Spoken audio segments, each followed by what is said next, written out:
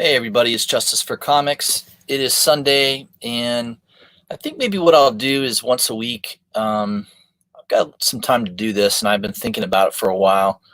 Is maybe I'll do a video once a week, just highlighting a particular comic book character and just going through my collection a little bit. Probably the one that will be the longest will be Batman because I've got a lot of Batman comic books, but not a lot of old ones, unfortunately, but a lot of newer stuff. But I do have some Spider-Man, and I was going to go through my Spider-Man collection. Some of it I've had for a little while. Some of it's fairly new. I don't have as much new stuff. Here and there, I have some variants and stuff like that. But I'm not a die-hard collector of Spider-Man on a monthly basis. I tried it here and there. I couldn't get into Nick Spencer's run.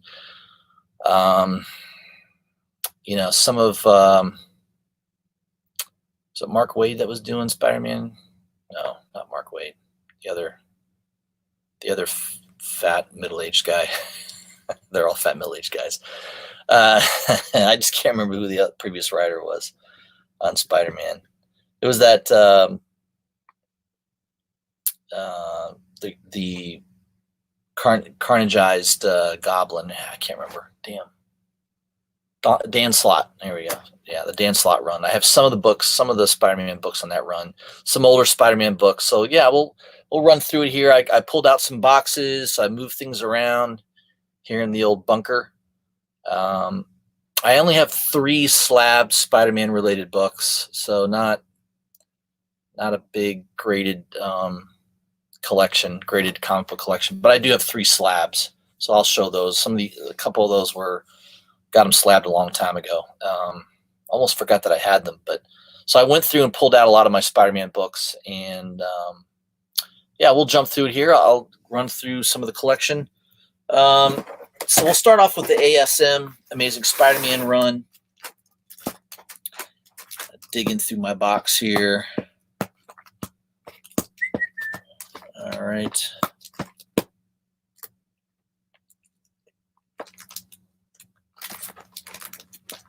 All right, yeah, I'll grab a stack at a time and we'll just go through it that way. So obviously I've got the facsimile edition of Amazing Fantasy 15. Probably this is going to be the closest I'm going to get to the real thing. I don't know. I know some people would just want this book in their collection. They don't care if it's a 1.5 or a 2.0 or, I mean, even at those low grades graded, you're talking big money. There's some people that just want 1 page from this original book. I mean, I like Spider-Man. He's not, I wouldn't say he's my favorite character. I do like him as a concept. I've enjoyed the Spider-Man movies. I've had Spider-Man books over the years, so it's not like I don't like the character, but it's just I'm not one of these people that has to have, this is not a grail of mine to get. It just isn't. And I'm very picky. I like fairly high grade books, and I don't know, I guess if I win the lottery or I start a hedge fund or something like that, and I become a billionaire, this book could be attainable to me at that point in high grade. But what's a high grade copy of this? $500,000 to $1 million range, right? Really high grade. So yeah, can't see myself ever spending really more than like $5 or $6 grand for a comic book. So I could probably get me like a 1.5, 1.1 to a 2 range. I don't know, 5-6 grand maybe for that. I don't know. Maybe that doesn't anymore. I'm not too up to date on the prices. So Amazing Fantasy 15 got the facsimile. It's cool to have that book though, even though it is a reprint. This is kind of an obscure one. Amazing Spider-Man Annual number 22, first appearance of Speedball. Got it cheap. Probably got it in like a dollar bin. Pretty high grade though. So I don't know. It's like a $10-15 book, I think. Grab that one. Now, here's my oldest ASM, and I actually got this book for free, by the way. I had ordered a couple books from this seller, eBay seller, and he was really, really nice. he basically said, yeah, pick out any book that you want and I'll send it to you for free. So, he didn't have any huge keys there, but he did have a kind of an early Amazing Spider-Man in pretty high grade and just a really cool cover. Nothing key in this book, I don't believe. There's no key at first appearance or anything. Just a really cool ASM 82 Electro on the cover. I just really like the cover. Really cool. I believe that's a Ditko cover. I think it was he still doing the book back then.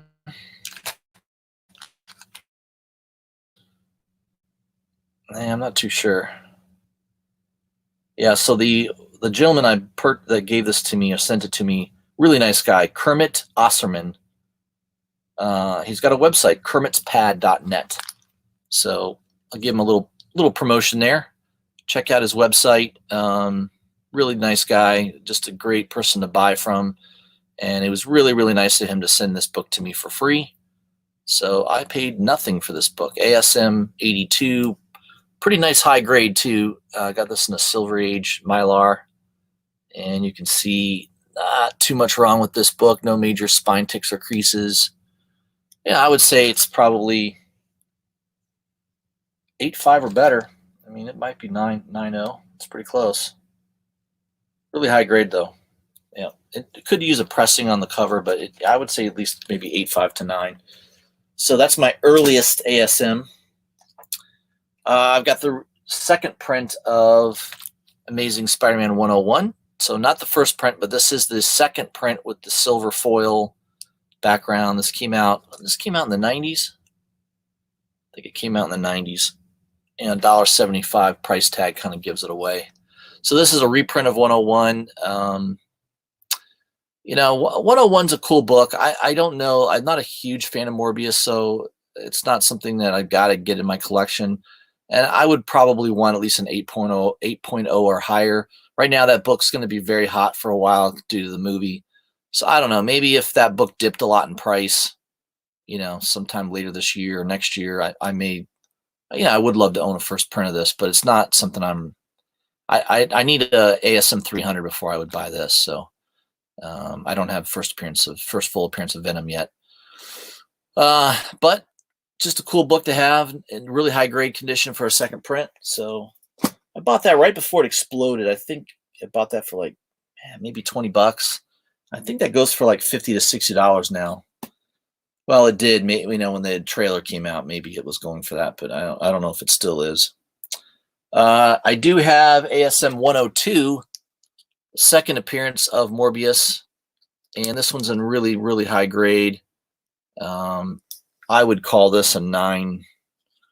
Yeah, probably a 9.2 to a 9.4. I don't think it's 9.6, but yeah, not much wrong with it. No spine creases or no spine ticks, no creases on the cover. Maybe the one corner is a little blunted. That's about the only thing wrong with it. Just presents really nice. Just a beautiful looking book. ASM 102. That's a good one. I've got ASM 149. I think that's the first appearance of the Spider Clone. Cool. I love this cover. This is one of my favorite covers. Got a really good deal on this book. This one also is very, very high grade. I'm kind of, that's one of the things with me as a collector. I just really want it in as high grade as I can get or as high grade as I can afford. And this was one that I was patient on and found just the right auction. Just a really cool book. Minor key, I would say. Most of my SMs are minor keys. But Spider Clone, yeah. Could see maybe him popping up somewhere in a movie at some point. I don't know. Just a cool, I love the yellow and red cover. Just one of my favorite covers of Spider-Man. All right, this next one is definitely one of the best Amazing Spider-Man books in my collection. Just a really high-grade copy of 194, First Black Cat. And just a really, it's a tough book to get in high grade because it's a black cover. Very hard to find without a bunch of spine ticks. This has no spine ticks. I would easily grade this at a 9.4 range. maybe 9.6. I mean, if it got pressed, if it was pressed, it probably could press out at a 9.6. There's a couple little teeny, if you hold it in just the right light, you can see a little bit of surface, not denting, just something that easily presses out. But man, the biggest thing is it has no spine ticks, and the edges are really, really sharp. Just a clean looking book. Again, that is ASM 194, first appearance of Black Cat. Definitely a minor key. I mean, I don't know. She's a character I think you'll always see in the Marvel universe, but yeah, she's a B minus character, right? I don't think she's anywhere near the top of the list, but she's not a Mary Jane or a Gwen Stacy, but yeah, I'll put it up there in the B list of companions or characters, side characters to Spider-Man. And she has her own title now. It just doesn't sell well. I mean, people, I know they buy the hot covers, the Campbell covers and the Black Cat hotness covers, but for the most part, people aren't really, it's a character that I don't think can really hold her own title. It just don't, maybe if you get a really good writer on it or something, but for the most part, it's just the character doesn't have enough depth, I don't think, to hold her own title. So she's a great companion cameo type character to Spider-Man. So yeah, and that's what she was designed for. 194. It's a good book. Amazing Spider-Man 210, first appearance of Madam Web. Now this one is a really, really high grade newsstand edition. I would easily say this is a 9.6. Maybe it's a 9.8. It's really super high grade. I got really lucky. I bought this before the book blew up. I bought it for like $25. This book easily goes for 75 to 100. In this grade, I wouldn't sell it for less than $100 because you just can't find too many of them out there that are raw this high grade. So yeah, ASM 210, first appearance of Madam Web. Again, another minor key. I got 212. This is the first appearance of Hydro Man, another really high grade copy. Got this right before the rumors of Hydro Man showing up in the Spider-Man movie. He didn't. I don't believe he did. Right? That was all Mysterio. So yeah, just a cool looking cover. Classic villain. Yellow cover. Yeah, it's got a lot of elements that make it nice. But still, minor key. First Hydro Man. This is 265. ASM 265. First appearance of Silver Sable. Another female character that complements Spider-Man pretty well. Yeah, I mean, it's, again, minor key. I don't think this is anything that, even to this day, I don't think this book's super expensive. I probably got it for $15, $20 range. It's in a really high grade, newsstand edition. But again, I don't think this book is too terribly expensive to find. Especially if you take your time and you're a patient, you can probably find a deal if you search for one. All right, next one is ASM 318, classic McFarlane cover. Yeah, I collected some McFarlane stuff on the Spider-Man run, but not the ones that were really important, unfortunately. I don't think there's any first appearances here. Just kind of a cool story, cool artwork by McFarlane. And then I got 219, another cool looking cover. Rhino and Scorpion battle, just nice looking book.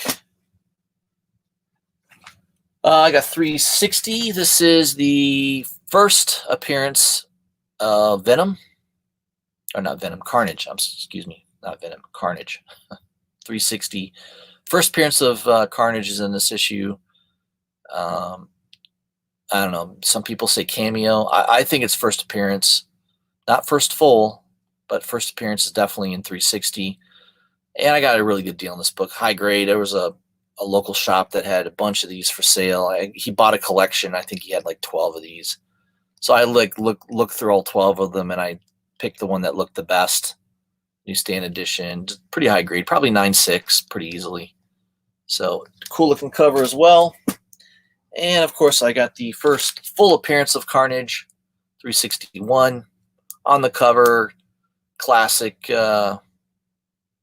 key book. For sure, this is a major key. I see this book only going higher, especially if the Venom 2 movie comes out and it's well received and they do a really good job with Carnage. I could see this book, doing a lot better, going up a little bit more in price. It has gone up a lot already, but I could see this getting hotter. This is a pretty high grade copy. I would say 9.2 to 9.4. I'm not going to say it's a 9.6 or 9.8. It could use a press probably, but again, if I was going to grade this, I would get it pressed, probably pressed and cleaned and then graded if I was going to sell it. But I'm not yet, so it doesn't need to be great opinion. So just have it in a nice Mylar, and there it shall stay. I've got the second print silver foil of ASM 361. That's also a nice book. If you can't afford the first one, this is a good alternative. Same cover basically with a silver foil background. Just a nice, presents well. So that's pretty cool. I got the first and second print of 361. I got 362. I didn't have this in my collection until recently. Marcus was kind enough to send this to me. Second appearance of Carnage, basically, right? 362, classic story, classic cover. Just another nice book to have in the collection. All right, moving on. Let's grab another stack of Spider-Man books. I'll go through these a little faster. Some of these aren't near as important. Amazing Spider-Man 365. Got this in a comic book shop for $10. It's super high grade. So this would probably be a 9.8. Back then, Marvel used nice cardstock paper on this, on some of these covers, and with the foil, I think they had to with this foil to make sure that it stayed on the cover. So this was definitely a 9. If this was graded, this would be a 9.8 pretty easily. But the first appearance of Spider-Man 2099 is in this issue. So this is I would say it's a major key.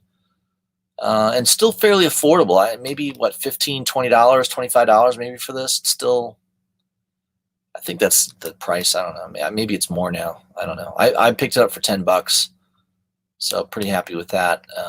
I'm pretty sure it's at least a $20 to $25 book. It might be more than that. I'm not too sure. All right, Amazing Spider-Man 500, J. Scott Campbell cover. I don't know. I don't know if that's worth anything, but I probably just bought it because it's the 500th issue. And then then my collection jumps all the way to 532, Civil War tie-in. I was kind of collecting the Civil War comic book series then, so I just wanted to see what was going on in the Spider-Man book on that. Amazing Spider-Man 546, first appearance of Mr. Negative. I think he's rumored to be the villain in New Spider-Verse 2 movie, so you can see this book getting a little hotter. I mean, I got this pretty good deal on this book. Maybe it was $10 shipped. I think I've seen it as high as $20 to $25 now. But I think you can find that occasional sale, buy it now. There might be someone that maybe doesn't quite know how significant the book could be. I think there's a chance this book could heat up a lot more as the Spider-Verse trailer gets dropped, especially if they show the villain and it's Mr. Negative, as everyone seems to think it is.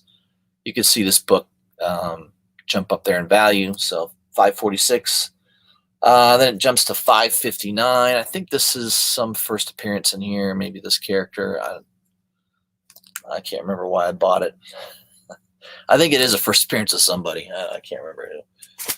All right. Now this is one I just bought because I like the cover. I had no idea who did the cover, and then one day this was on a hot list. And I was like, yeah, I think I have that. Sure enough, I did, and it's on super high grade, which is kind of a tough book to find in high grade.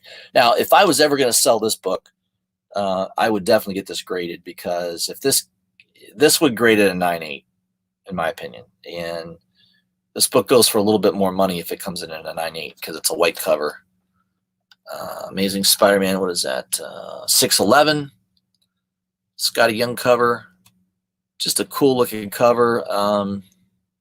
Yeah, a lot of people are familiar with this, but a really tough book to get in high grade because it's white You know, it just shows everything. And this one's really, really super clean. So I'm pretty sure this would grade at a 9.8. But yeah, I don't want to sell it, so I'll just keep it in a Mylar. If I ever wanted to sell it, I would get it graded for sure. Let me recognize the chat. We got Malcolm Giles, Chris Lackey, JB, Comic Book Genius 713. We got Manny the Comic Collector. Manny says, you guys think it's worth picking up Batman number 90 foil variant? Yeah, is that a convention the convention that never happened? Yeah, I don't know. There could be some value to it. Obviously, 92 is going to be printed. DC already came out and said that they're printing 200. I think it's a 230,000 print run for Batman 92. So 90 could still be. 90 is probably still in that 60 to 70,000 print run. If I had to guess. I don't know if we have the Comic-Con numbers on that, but yeah, that could be a good. The foil could be obviously a lower print run book to have. Comic Book Genius says the newsstand of 500 goes for a little money. I have the direct edition, so of course, not that it matters, right? Yeah, there's no more newsstands. Although we may have newsstands again one day. Who knows? The way things are going. ASM 688, just a really cool Delato cover. Probably just bought that for the cover. I don't think this book goes for anything significant, but I don't know. Just a cool looking Delato cover. I love the art on that. This next one goes for a little bit of money. I know this was on a hot list here recently. This is Amazing Spider-Man 692, highlighting the decades. This is the 70s, highlighting 50 years of Spider-Man, and this is the 1970s with him holding Gwen Stacy. Cool looking cover. So I think it's a Marcos cover. Just love these red covers. This one's in really high grade too. So this book goes for some decent money. I think there's been some sales in that $75 to $80 range. Just a cool looking book. Again, if I was going to sell this would be probably a 9.8 candidate. So I would probably get that graded if I was going to sell it. All right, and then we jump to 699.1. I don't know. I don't think there's anything significant other than just thought it was a cool looking cover with Morbius on there. And yeah, I don't know. I don't think it's really worth much. And then the regular 699. I think that's one of the variants by Rivera. I don't know. That might be the regular cover. I'm not too sure. Cool cover though, $6.99. And we get to 700. I have no idea why I didn't buy the regular 700 cover. I kind of wish I had. I think that's a really cool cover. I've got like cover C. I have no idea. I mean, this is a weird cover, and I guess Spider-Man's in the corner there. I don't know. It's kind of an odd. I have no idea why I bought this. I really wish I just bought the regular A cover, which is a red cover that basically has all these other covers to make it look like his eye. I don't know. You guys have seen it probably. But there you go, 700. I don't know why I bought that one, but I did. All right, I got some Amazing Spider-Man Venom Alpha. I don't know. These are Spider-Man related. Venom Alpha #1. This Legacy Variant Edition done by Delato. Just love Delato's artwork, so had to buy that. And then I got the, I don't know, Part 6. I have no idea what's going on here. I have, it's kind of I have Part 1, a variant for Part 1, and then Part 6. I don't know. Who knows what I was doing? I don't know if I was collecting the whole run or just part of it. Who's to say? Amazing Spider-Man Renew Your Vows. Got a Young cover. I don't know why I bought that. I don't know. Probably wasn't even paying attention when I bought that. ASM, Amazing Spider-Man #1. This was the reboot back in 2016, I think. 2014 or 16. This is the Dan Slott run. And the design variant, just cool looking cover. That's the design variant. I don't remember who did that, but there we go. #4, obviously that's a key book, first print, first appearance of Silk. I couldn't think of her name. First appearance of Silk, so that is a key book to have. I got that one. I got a decent deal on that one.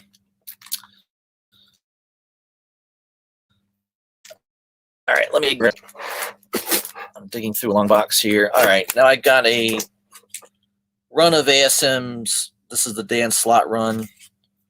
#1, #2. Everyone's kind of, these are Alex Ross covers. #3. #9 jumps to #9. I don't know what I was doing there. Who knows? Who knows what I was doing? I've got #789.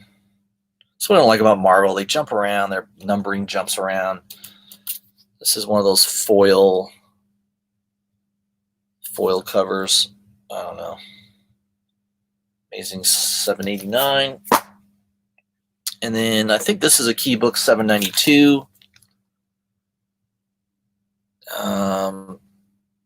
I can't remember why it's a key though. Maybe it's like the first appearance of the symbiote that eventually infects the Red Goblin and creates the Red Goblin. Maybe I think that may be the reason. I'm not too sure. 793. I think that might be another key book. I don't know. I can't remember this run too well. 794. I think that is a third print. Norman Osborn with the. I kind of like the concept of him wanting to be infected with the Carnage symbiote. I mean, for power, I think that's kind of cool. 794. I think that is a key book as well. This might be the bigger key. 794. Yeah, I must have thought it was good because I bought 2 copies. I don't know. Not too sure why. It has something to do with the Carnage symbiote, I think. Maybe it's the first cameo of the becoming the Red Goblin. I don't know. I have the second printing of that cover of 794. I had a third printing as well.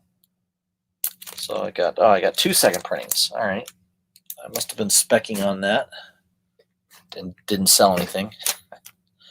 795. Is that the... Man, this is what sucks about what Marvel is doing. It's like, does anybody remember the first appearance of the Red Goblin? Is it 795? Is it 790? I think it's either 795 or it's 797. I don't know. Is it 795? I can't freaking remember. I got this Virgin variant cover for 795. I don't know. Maybe 795 was the key book. I got this trade dress. I think I overpaid for these. I don't think they're worth shit now. Probably worth about half of what I paid for them. We got ASM 796, Alex Ross cover. I believe that's an Alex Ross cover. Pretty cool. And then there was a second printing that I thought looked cool. I don't know. Of 796, so I grabbed that. I grabbed 2 copies of it, apparently. I must have liked it a lot. I grabbed 2 copies. Maybe this is the first. I think this is the first full appearance of the Red Goblin, is 797. I think. I can't remember. It's either 795 or 797. I can't. For some reason, I think it's this one. I do have 2 copies of it. I must have thought it was a key because I bought 2.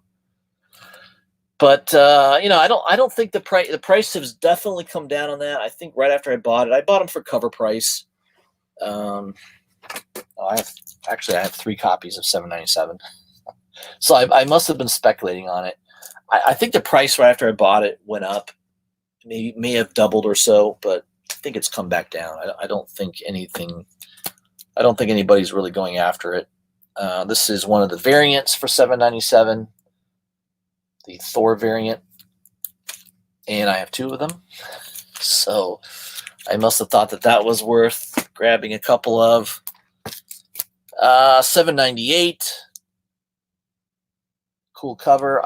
I bought 2 of them, so must have been thinking something was happening there. I don't know. And then I think this is $7.98, the Young Guns variant, Javier Garron. Yeah, I think it's a Young Guns cover. Cool cover. All right, what do we got next here? $7.99. That might be the first cover appearance of the Red Goblin. I don't know. I have no idea. Cool cover though. I like it. And then $7.99 variant cover with the Red Goblin.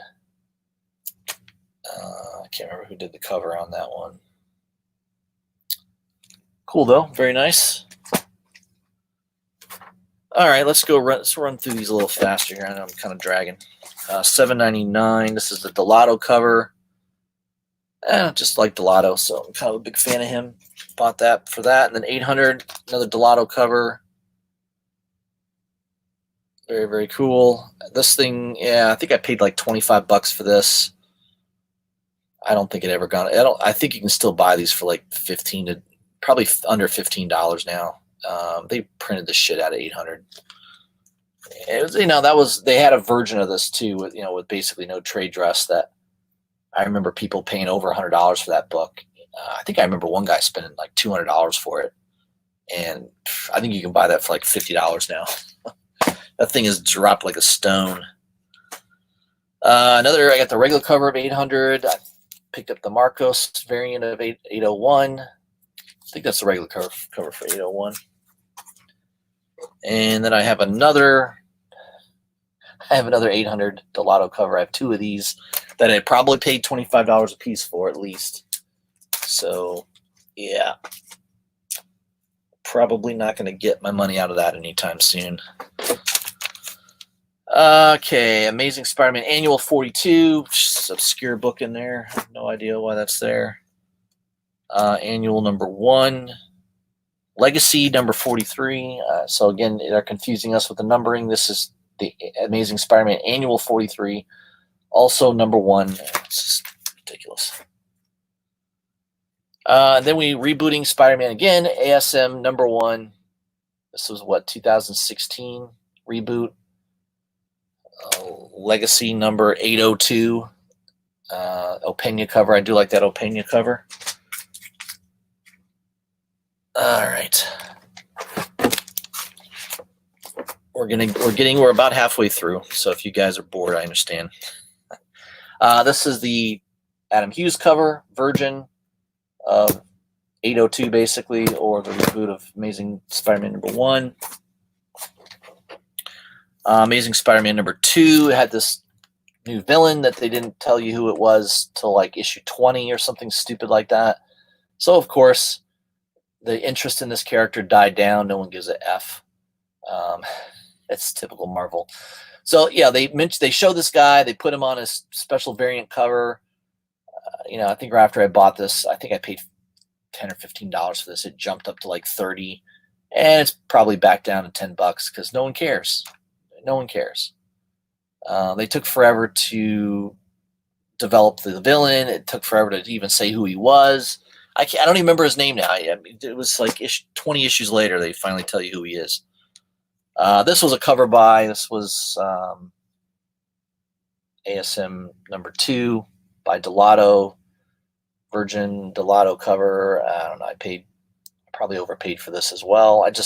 This cover's so awesome. I would never sell this. This definitely could go up on a wall. It's just beautiful. I love the sand coming out of Sandman's mouth like that. Oh, it's awesome. Delato kicked ass on that one. Yeah, it came with a COA. Whatever. Everybody has a COA these days. I think I just bought this for the cover. I don't know who did the cover, but I think that's pretty cool. I think that's the game variant cover. And then there's also the Young Guns gut cover with the Goblin. ASM number 11, Legacy 812 animation variant. I think at one time this was going for like $15 to $20. I don't think it is anymore because no one really cares about Amazing Spider-Man anymore. There's the Doctor Doom cover. Again, that was a really cool cover by Delato. So anytime I can get a Delato cover for cover price, I'm all over that. I think this is another Delato cover. No, this is an Eddie Granoff cover. Just a cool looking cover. The Galactus. I like that Galactus cover. Number 12. And this is a nice Ryan Brown cover for number 24, Legacy 825. Just a really cool Ryan Brown cover. I'm a huge fan of Ryan Brown. In fact, that's my logo on my channel is a Ryan Brown that he did. So, yeah, big fan of Ryan Brown. All right.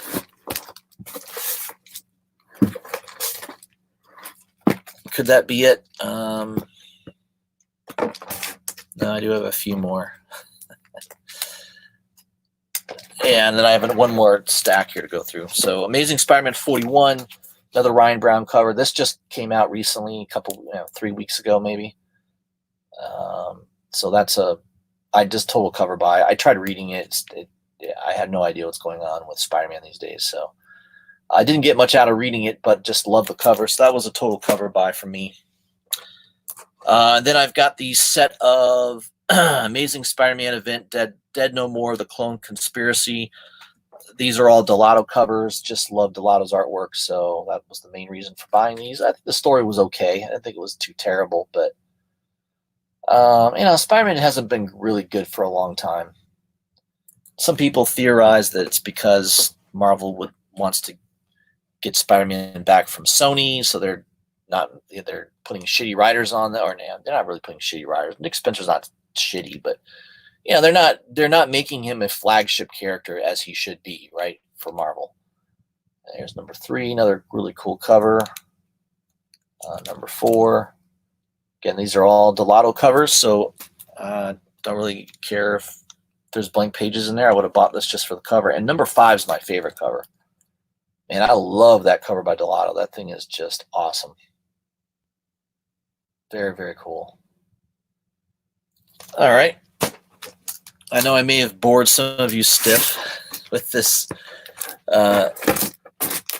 recap. I mean, so there is my that's all the books that are under my filing for Amazing Spider-Man.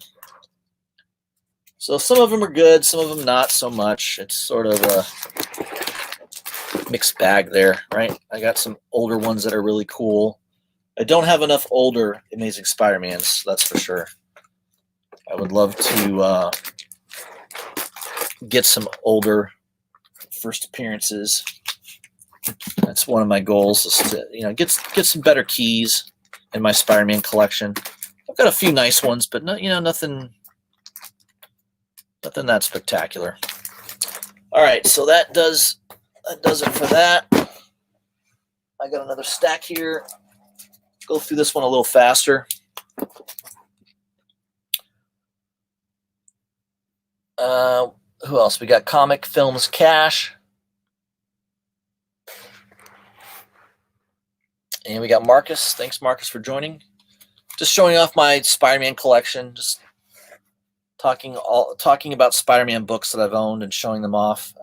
So this is a classic, right? McFarlane cover, Spider-Man number 1, the gold edition. This is the one that's worth a little bit of money. I think there is a gold edition, a newsstand that really goes for crazy, crazy money. Unfortunately, I don't have that one, but it's like a $30 to $40 book. I think the newsstand one goes for like well over $100. But really cool cover. One of my classic covers, Spider-Man covers for sure. Everyone loves that cover. I don't know, Marvel Knights Spider-Man. I picked up the first issue. I didn't pick the other 4 issues up. I didn't think it was that good. Marvel Knights was kind of a bomb. I think that was Joe Quinsada's baby that didn't really do that well. I got the Spider-Man Blue set. It's okay. I'm not a huge Tim Sale artwork fan, but back in the day, I thought it was probably pretty cool. I got all 6 issues. It's a decent read. It's not too bad, but it's you could buy these. You could buy this whole set for like what, $2 a piece probably. So it hasn't appreciated in value in the 20 years I've been holding it in my collection. Now this next set, I think it goes for okay money. But man, I love the art because I was a huge Michael Turner fan back in the day, and Turner did all these covers. Spider-Man Red Sonja, so there's number 1. And there's also I've got also the variants of number 1. So I've got basically every book that they produced on this. There were 2 variants, one for issue number 1 and another one for issue number 2. The variants definitely could go for some decent money. A lot harder to find. These are all in high grade in the old Mylar. So there's Red Sonja number 1. I got number 2, regular cover. And I got that cool variant cover, which is a lot harder to find. So again, Marvel teamed up with Dynamite Entertainment, who was producing Red Sonja at the time, or had the property, ownership property of Red Sonja. And then we got number 3, which is a cool cover with Venom on there. And then number 4, this one's really badass. This is probably my favorite cover of the set. Is issue number 4. I mean, look at the freaking detail. Turner killed it on this cover. I love this cover. So Turner was just, I don't know, man. He could just render. He was really good at drawing the human form, the structure, everything. He just was really. I could see a drawing and be like, oh yeah, that's a Turner cover. That's Turner artwork. He just had a certain style that I just thought was amazing. Yeah, what a shame he died. He died way too young for sure. And then there's issue number 5. But yeah, number 4, that's one of my favorite Turner covers. I mean, that thing is fire. That's a fire cover. All right. I'm not going to show you all these, but I've got the set of.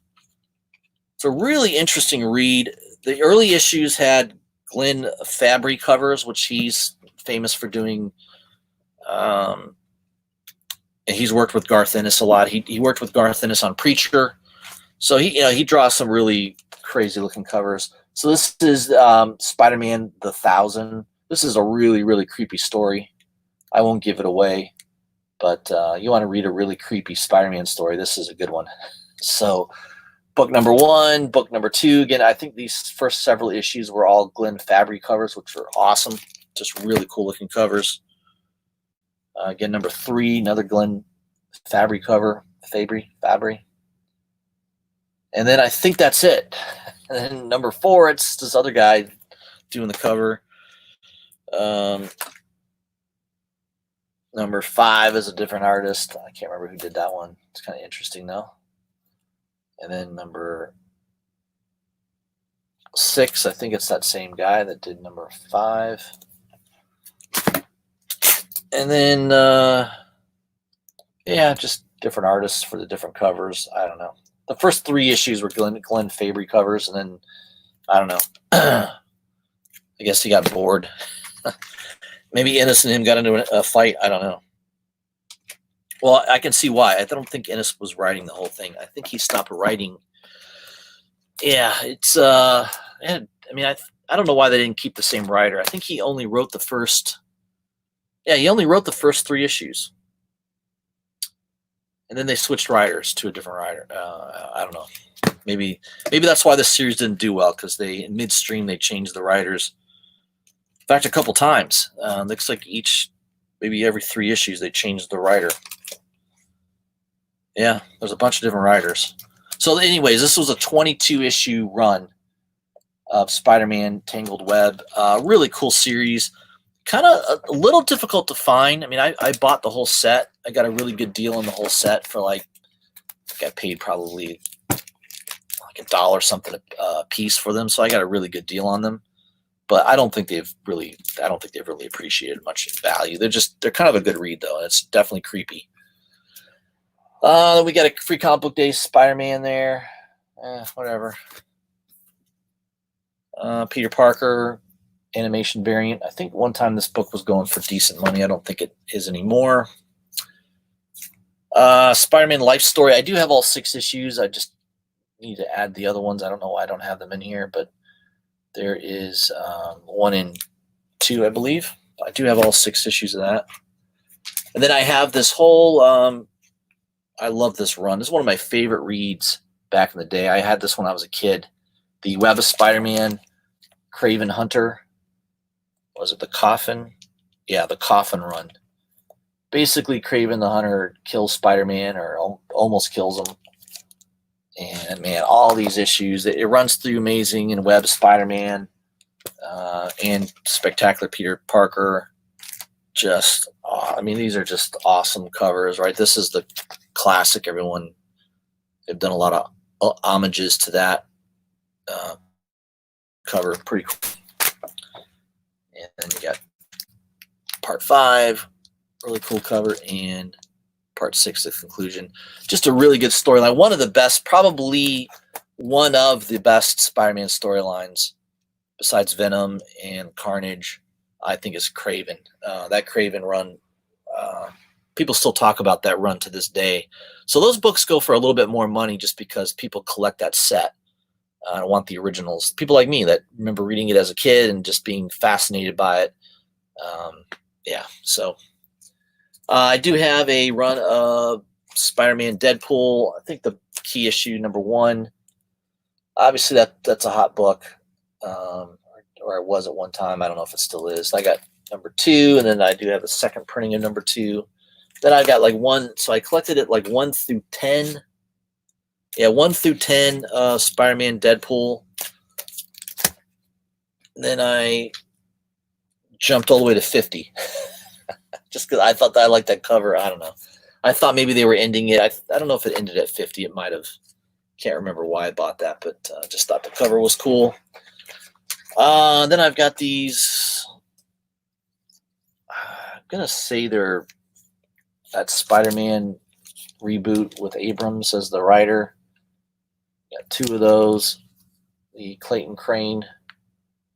Just a really cool cover, white cover. Yeah, I bought these for pretty cheap. I think I got them maybe around $40 to $50, maybe $40. And I think right away they jumped to like $80 or $90.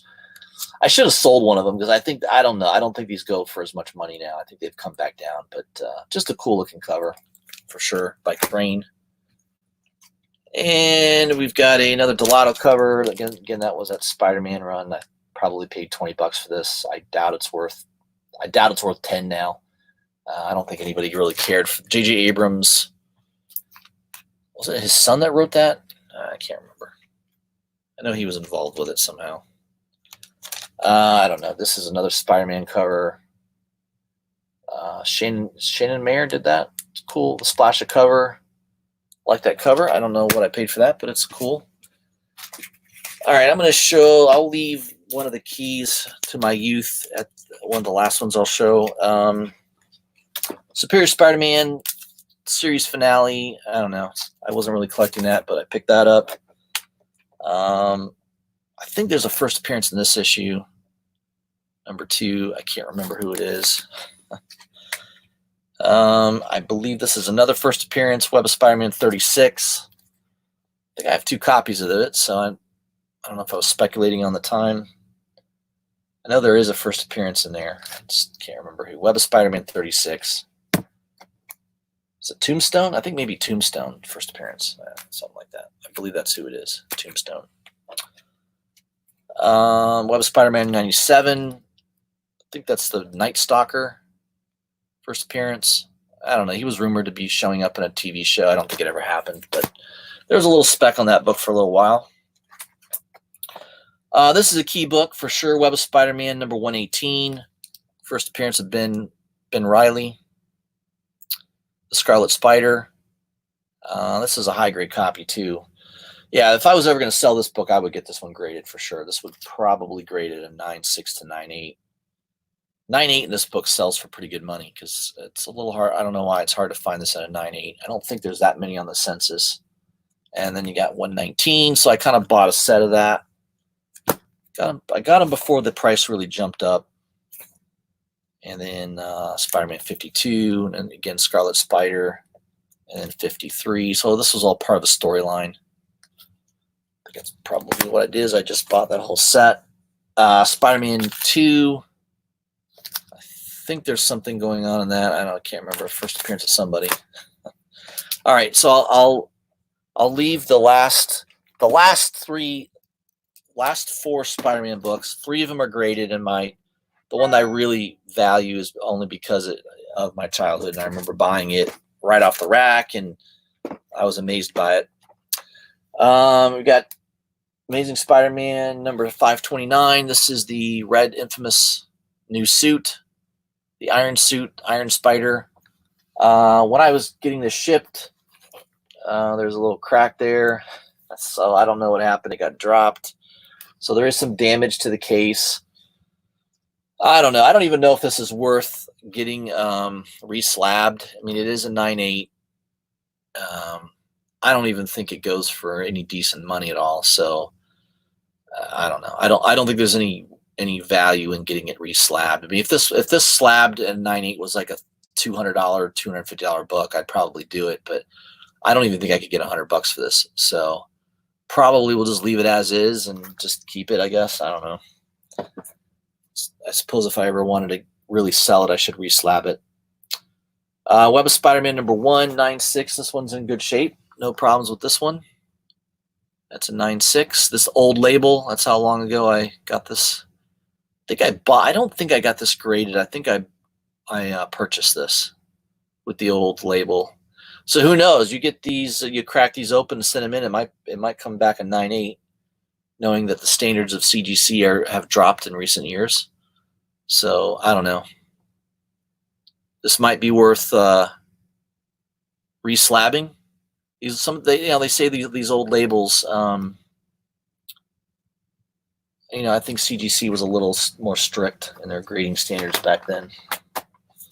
Then I got Carnage Mind Bomb number 1 graded. I do have 3 other copies of this in raw condition that are in high grade, but I bought this before this thing blew up. I paid like $100 for this slab.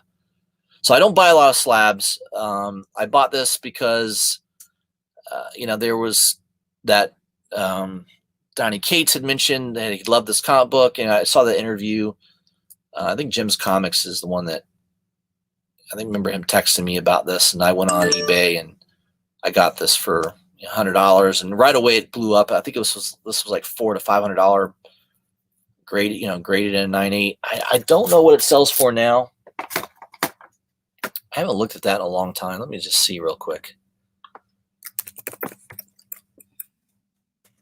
what a 9.8 would sell for.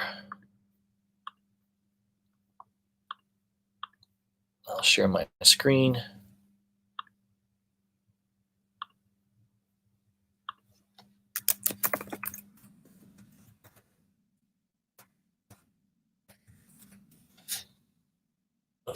Mind Bob.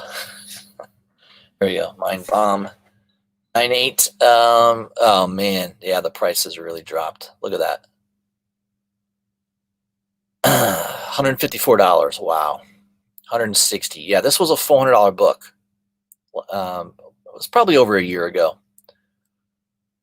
So yeah, man, the price has really dropped. Basically 150 to 200 range. So I did pay only $100 for it, so would still be sitting at a profit. But yeah, I probably should have flipped that. That was a really good flip candidate. I mean, they literally were selling around $400 to $450 right after the news exploded about Donny Cates, really liking that Carnage Mind Bomb. And he obviously did, because he brought Kyle Holtz in on the Absolute Carnage series doing covers and kind of reinvigorated his career. But man, that is really cheap. $154. This is a really tough book to find. Back then in the 90s, this is 1996. I've talked to comic book shop owners that said they never even saw this book. I mean, it's a low print run. I don't know. That's probably a really good long-term buy, is buying a graded copy of this book. Because first of all, it's a foil cover, and it is difficult to get in a 9.8 condition. mean, I know there's several for sale here on eBay. Hell, there's at least 10, 12 of them.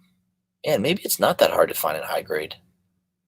Maybe I'm wrong about that. I mean, there's at least 15 of them for sale. Amazing. There's someone asking 300.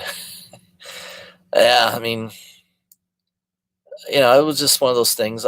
Who knows long term if that's still something to buy and hold. But I don't know. I've talked to a lot of people that say that that's a tough book to find, let alone in high grade, but tough book to find, period. I've never seen Carnage Mindbomb, rummaging through back issue bins at comic book shops. I've never seen one. So apparently it's not that rare. There's plenty of them for sale on eBay. So I don't know. I don't know what to make of that. But yeah, those were my graded books out of my collection. Last but not least, the one that I really, really love is Spider-Man versus Wolverine #1. This is not the original copy that I had when I was a kid. I probably tore the crap out of it.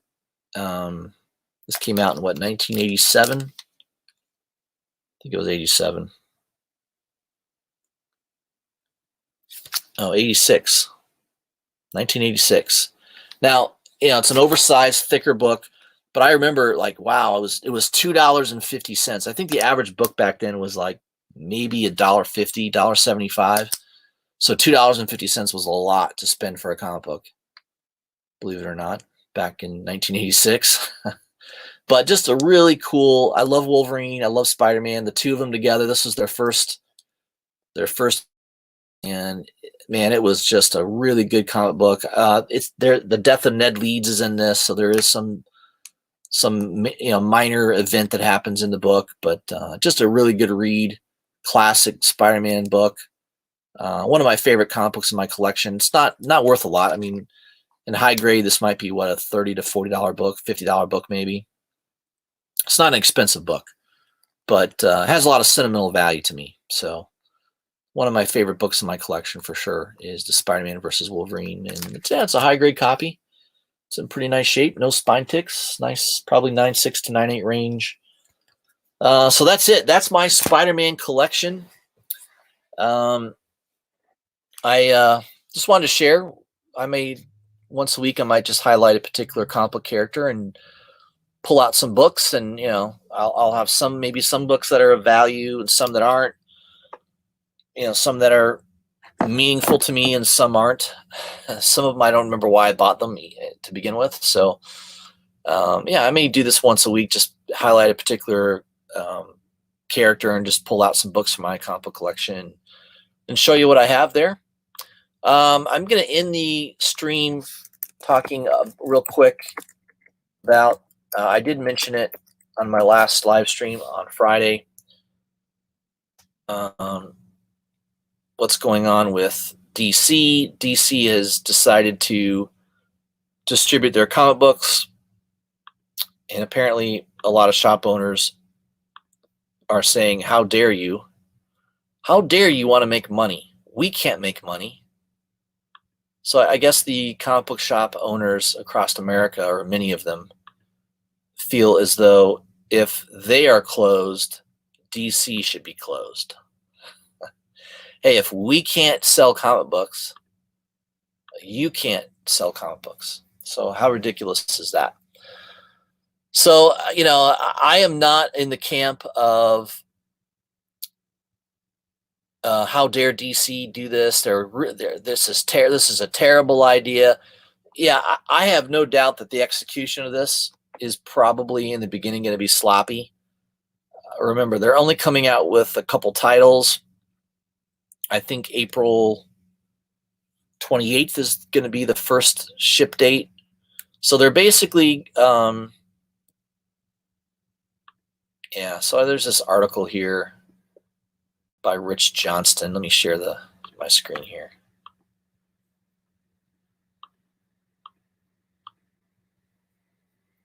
Good old Rich Johnston. Love him or hate him, but you cannot ignore him, apparently. I don't know. Again, the Bleeding Cool site, I have to use Chrome so you can see all these stupid pop-ups coming up. Normally, I would not go on this website unless I'm using that Brave browser, which does not allow any pop-ups. But if you're using Chrome or basically any other browser, you're going to see all kinds of pop-ups because that's how Bleeding Cool makes money. They're whatever can make money, Rich Johnston will do. So he writes this article here about Brian Hibbs, who is a comic book shop owner, apparently in California, in San Francisco. Oh boy, San Francisco. Gee, I wonder if he's liberal. I wonder if he's a screaming liberal. Comic Experience in San Francisco posted on their Facebook page. I don't know, is there a lot of people subscribing to his Facebook page? But apparently it must be enough to get an article on Bleeding Cool. Well, Bleeding Cool is looking for any type of news. So I don't know, maybe I should create a fake Facebook page pretending to be a comic book shop owner and just kind of write the craziest stuff on my webpage and see if Rich Johnston prints it, because he probably will. It says here, he's stating that DC was making all the wrong moves, he said, stating, I especially hold Jim Lee DC. Jim Lee DC? Is that his new name? Did he change his last name to DC? His middle name now is Lee. So it's Jim Lee DC, DC's current publisher, accountable for this. Hank, Nancy, and I also have to call you out there. You three are visible leadership. Time to answer this, Hank, would be Hank Canalans? I don't know. He's SVP of Publishing, Strategy and Support Services at DC, and co-creator of Youngblood. Really? He co-created Youngblood? I thought that was Rob Liefeld only. Apparently not. Nancy would be Nancy Spears, DC's Vice President of Sales. Jim Lee is considered publisher, but it's publisher in name only. He's not actively running DC. He's not. He's a figurehead. He represents the company. He goes out and does some events. That's probably part of the nice salary that he gets, but he is not running DC comic books. I can assure you that. He is not. I don't even think when they have board meetings to go over strategy, I don't even think he's there. He's probably at home drawing something right now. So I don't know. I think holding Jim Lee personally responsible is just a way to get attention. So Brian Hibbs needs attention, and that's one of the easiest ways to do it, is to call out somebody who obviously is well known in the comic book industry, like Jim Lee. Jim Lee's a really nice guy. And I don't know Hank and Nancy, but I'm sure they want to sell comic books, and they probably don't have a lot of confidence in Diamond, as they shouldn't, because first of all, Diamond has said publicly, we're not sure when we're going to open up and when we're going to distribute comic books again. So, when you limit yourself to one company to distribute your product, there could be a high failure rate with that, right? I mean, if you've got one company that's going to be the sole company that is going to distribute your product, your comic book, I don't blame DC. They want to sell comic books. They don't want to wait on Diamond, and they're acting. And obviously, now the article, I don't know if it goes into detail who is going to be distributing, but I know who it is. It's Midtown Comics. Has a new company that they formed called Lunar. I think it's called Lunar Distribution, which is basically they formed a new LLC probably to handle the operations side of distribution. Midtown's been distributing comic books for many, many years. They do subscriptions for Marvel, for DC. They've been doing that for a long time. Just a lot of people don't know that. And I think that, I think Midtown has a good relationship with DC. Obviously, they've got a friendly relationship.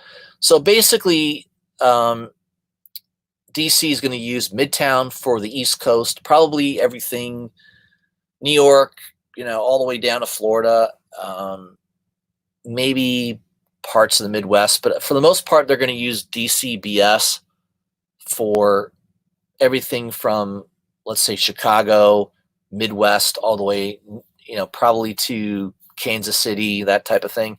And then I think they're still going to use Diamond, most likely for California. So DC said, hey, we're not. DC didn't say they're not going to use Diamond. They are, but they're like, we're also going to use these other comic book distributors because we want to be able to get the product out as soon as possible. Well, why? Because California is not going to be open to the public as fast as Georgia or Florida or south of North Carolina. New York, I think, is going to open up late as well. I think California and New York are probably going to be a while before they open up fully. But yeah, so people like Brian Hibbs, he just thinks, well, most of the country is shut down and will not be ready to open on the date of 4/28 that DC says they'll be shipping comics again. Well, Brian, there might be shops that can open before April 28th. Why would you throw a wide cast net and say that everybody's not going to be open by April 28th? That's completely inaccurate. This weekend, there are counties in Texas opening up for business right now, this weekend. I bet you by next week, you're going to see entire states open back up for business. And to just say, oh, they're not going to be available until June or July. No, you're wrong. This guy Hibbs, just because he's in California, yeah, I feel bad. He's in a crappy state. He's in a state that's probably going to be the last state to open back up. California and New York are probably going to be the last two states to open up, and that's, unfortunately, you chose a poor state to do your business in. That's the way it is. I don't have any sympathy for Brian Hibbs because you know what? If you can't do business only because your physical store isn't able to sell comic books, then you haven't been doing online business for the last several years. I mean, there's a lot of comic book shops that do online business. I don't know. You should have had some contingency plans. And then this is the problem. So you want DC to be miserable like you are and to be shut down like you're shut down, when DC, in fact, is deciding to take action, and they are finding a way to get their books distributed. Now, granted, they're not big books, right? Batman 92 is not being distributed until probably May. The first couple of books they're coming out with, yeah, they're not big books. They're not a lot of books that people are heavy into collecting. They're low print run books, and it's probably because they want to test the waters. They want to make sure it runs smoothly. I'm pretty sure Midtown will do a fairly good job. They're a pretty efficient machine. They know what they're doing for the most part. I've been buying my comic books through Midtown for well over 10 years, and I rarely have an issue with them. And if I do have an issue, I email them. They respond right away, and they typically fix the issue. So I've had really good customer service from Midtown. I know lots of people that have had really shitty experiences with Diamond. They've complained that Diamond screwed this up. Hey, Diamond damaged my order. Oh, well, you know how many people have told me that Diamond did nothing to repair some of the mistakes and the damage they've done to their business? So, don't say old saying, nature abhors a vacuum. I would say a good saying for that would be nature abhors bad business, inefficient business. If you're not doing a good job in the business that you're in, then you deserve to have somebody come in and take you out. I just think that's capitalism, and that's just the way it should work. So, I don't know. This article, Hibbs is just sort of pitching a hissy fit for the most part. But, I don't know. That's my opinion on it. I think blaming Jim Lee and blaming DC for his problems, is like what a child would do when they don't get their way. And that's what it's like to me. It's just childish. Um, so, hey, I mean, I feel for businesses that can't open back up because of the state they live in. Um, maybe you should put your leaders in there that have a little bit more reasoning mind than the ones you elect and vote in there. Maybe that's where you need to start. But yeah, that's my 2 cents on what's going on with DC and distribution. Let me check back into the chat here. I know I'm not going to be staying on much longer here. I just wanted to say goodbye to some people before I sign off. We got Chris Lackey says Turner was great. Absolutely. We got Tiger Fist Comics. Thanks for joining in. Manny the Comic Collector went ahead and bought that foil variant of Batman number 90. There you go.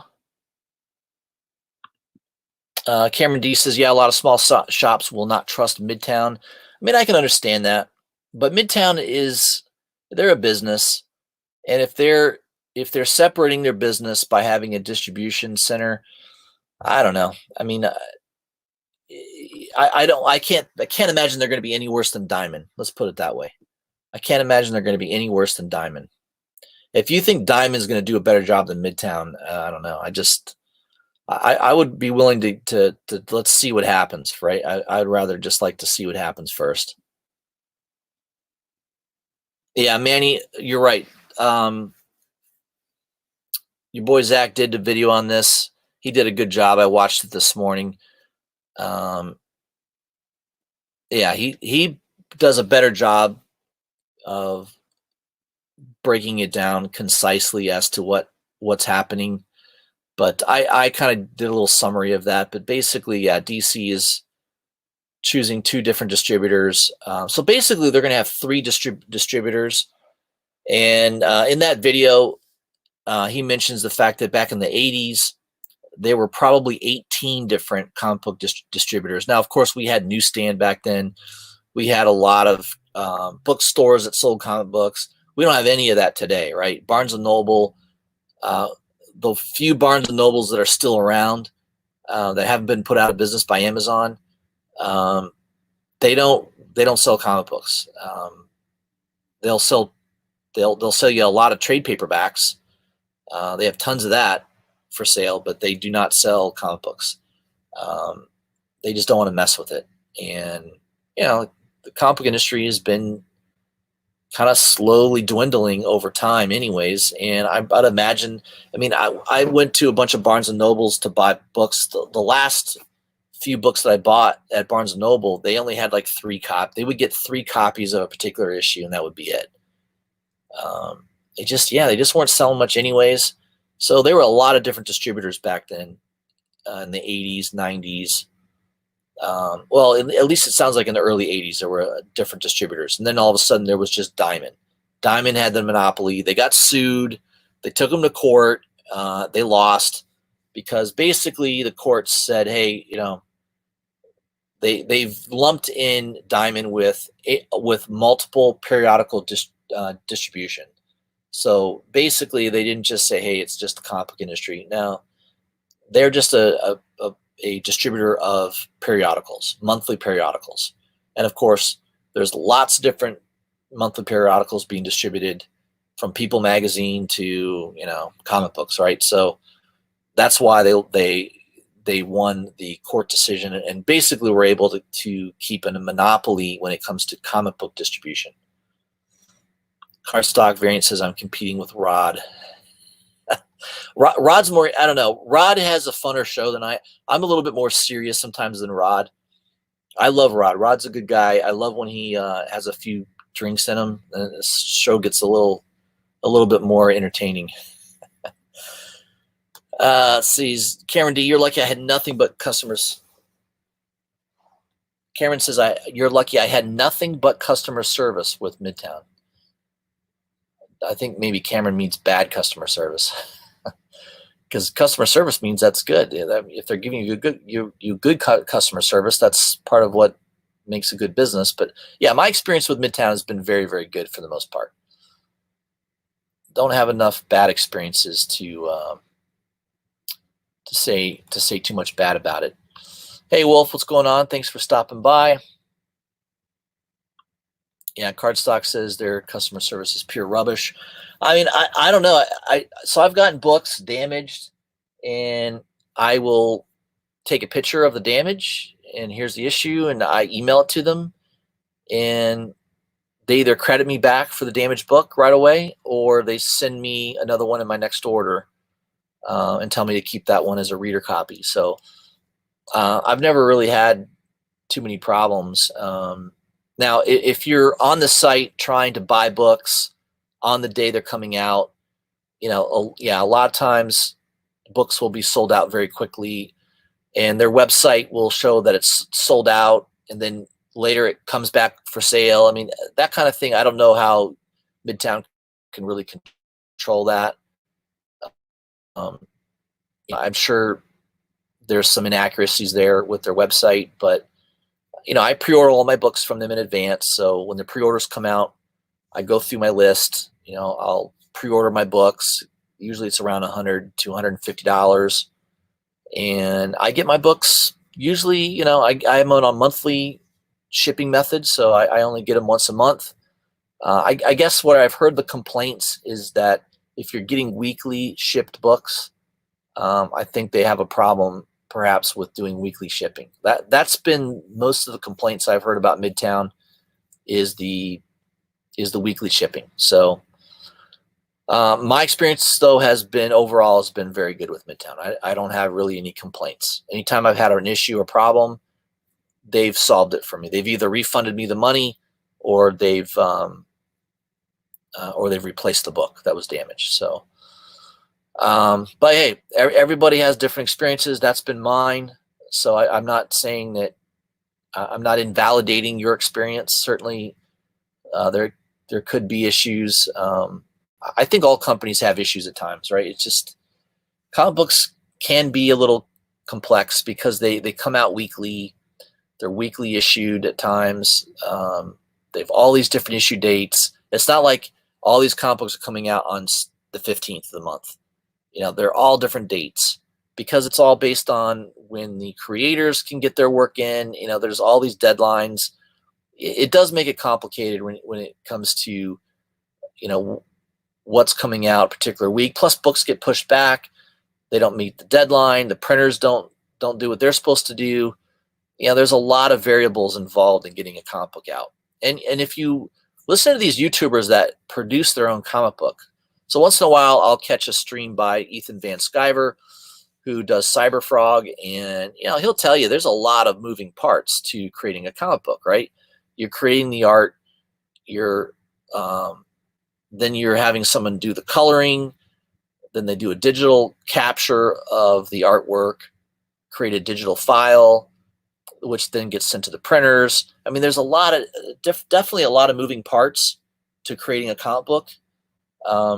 Yeah, it's not rocket science either, but definitely I can see why there's issues and problems.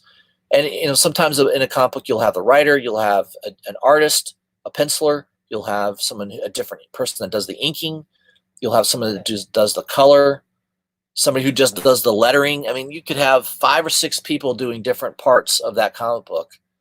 Then you have an editor who goes through and reads through the book. Well, if you're Marvel, you don't really have an editor. But most comic book publishing companies usually have an editor, somebody who gives a final approval or reads through the book to make sure there isn't massive errors, spelling, stuff like that could drive people crazy. But my take on it is, I give DC credit for trying. I definitely think that they're testing the waters.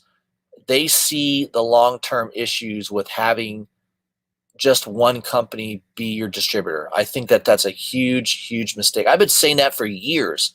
I've done videos 2 or 3 years ago talking about why the heck isn't there other distribution methods other than Diamond.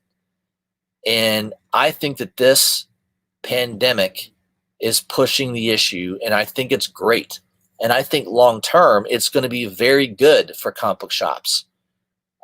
They may not think that right now, but long term, and maybe Midtown doesn't do a good job. Maybe Discount Buyer Service doesn't do a good job. That could be the case.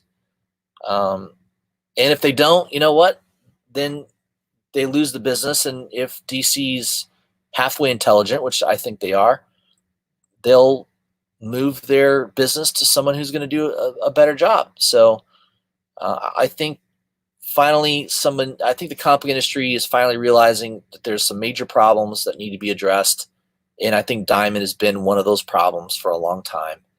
And I think it's good that they're choosing another avenue to distribute comic books. So yeah, we'll find out. We'll see how it goes. Again, they're testing the waters this first 2 or 3 weeks.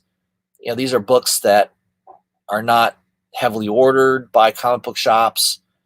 So that's the reason that I think that they chose those books, and instead of like Batman 92, which is going to be obviously a lot bigger book. Yeah, the print run on Batman 92, Bleeding Cool had another article. Yeah, it's going to be around 230,000 orders. So there's a picture of Jim Lee doing his comic art every day for 60 days to generate some. Unfortunately, about 38% of the proceeds go to the actual comic book shops. They're going to be going to different. Yeah, you know, it's just like the trickle down effect, right? I suppose. But so dollar for dollar is not being raised for comic book stores. It's really for all aspects of publishing. About 38% of it out of a dollar. You know, so 38 cents on the dollar is what will end up in the pockets of the comic book stores. So what does that mean dollar-wise? I have no idea. I mean, that's the next article is how much are these comic book shops actually getting? So if you're an average size comic book store, you know, you only have one store, you don't have a chain of them, you know, how much money are you going to be receiving through this charity that DC has set up? But I applaud them for at least setting this up. I don't hear Marvel doing anything. I don't hear Image. You know, Image is supposed to be so for the comic creators and for the small guy. I don't hear Image doing anything. I haven't read any articles about Image comic books providing financial support to comic book shops. And with Marvel, all you got is you got Donny Cates coming out on social media saying, yeah, you know, we should get Robert Downey Jr. should just give some money to these comic book shops. You know, that's Donny Cates' infantile solution to the problem. At least Jim Lee is doing something right away that's smart.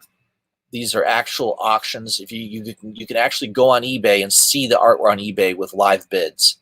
And you know, some of them have sold for over $10,000 to $12,000. So, you know, at least he's doing something that is meaningful. You know, I think DC is at least trying to do something. I don't hear any other comic book publisher doing anything, at least not yet. So, you know, if I see any evidence of that, I'll report it on my channel. If I see Marvel coming out doing something specific, I will definitely report that. But right now, I don't see any other publisher really doing anything other than DC. So why these shop owners want to slam DC for switching distribution, I just think is stupid. Let them try other avenues of distribution. I think it's healthy business-wise. It always is. All right, guys, that's what I had for you. Thanks for joining in on the chat. A lot of you will watch this in replay. So I've been rambling on for over an hour. I think that's enough. So once a week, maybe every Sunday, I'll try to just do a video or a live stream going over a particular comic book character and the books I have in my collection.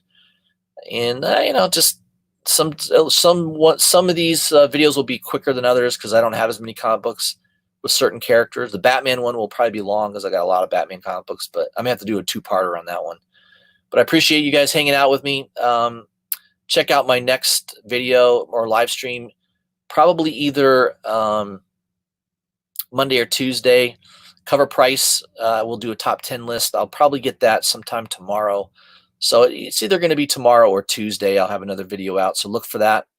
And I appreciate everybody joining in on the chat, and I'll see you guys soon.